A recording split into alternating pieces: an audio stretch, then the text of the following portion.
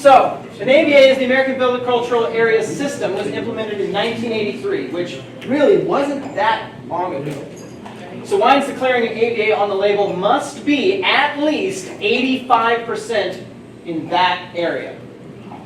So if it just says is California, you know that they were sourcing from other parts rather than saying is Napa, is Sonoma. They went below that 85% to make the flavors that they were looking for.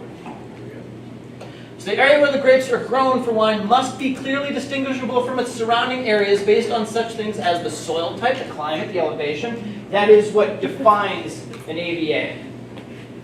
So an AVA can be any size. There's no minimum or maximum, and they can even cross state and county lines.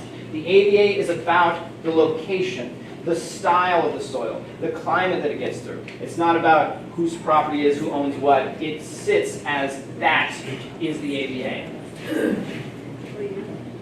So here's Sonoma, where we're hanging out here for a little bit.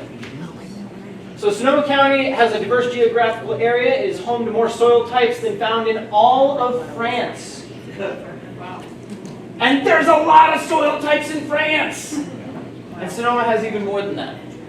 So the cool nights and temperate days create a perfect condition to draw in layers of oceanic fog and chill Sonoma's warm interior valleys. That was a very particular thing about Sonoma's style, is they are heavily affected by the ocean breeze and the lighter temperatures. So everything that comes out of there picks up a little bit of that lighter, brighter flavor, that little bit of sea air, because it's right there.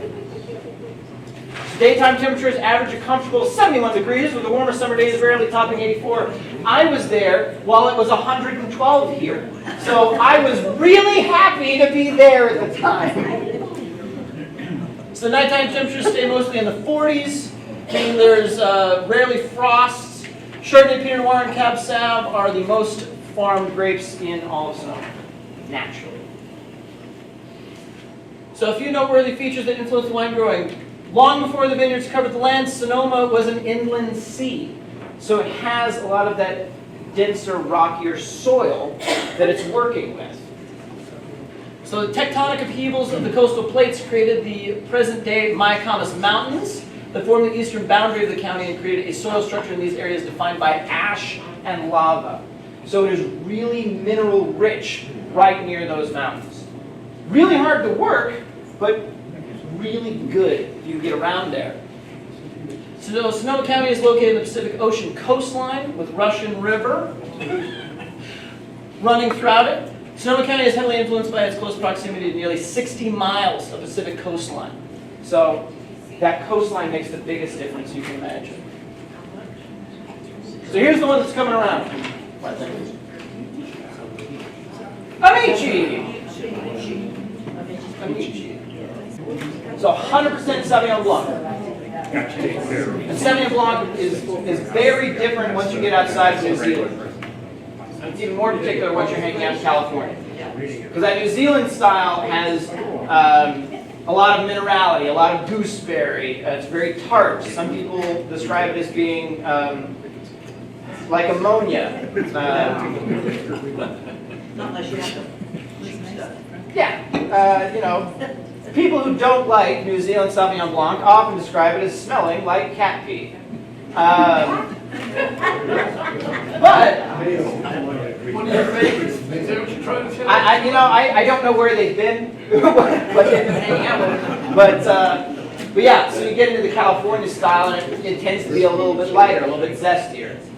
So Tony Biagio is winemaker of the year in 2020, and Amici itself was started by friends John Harris Bob and Celia Shepard in the 1990s, after they just started making their own wine in the land that they had.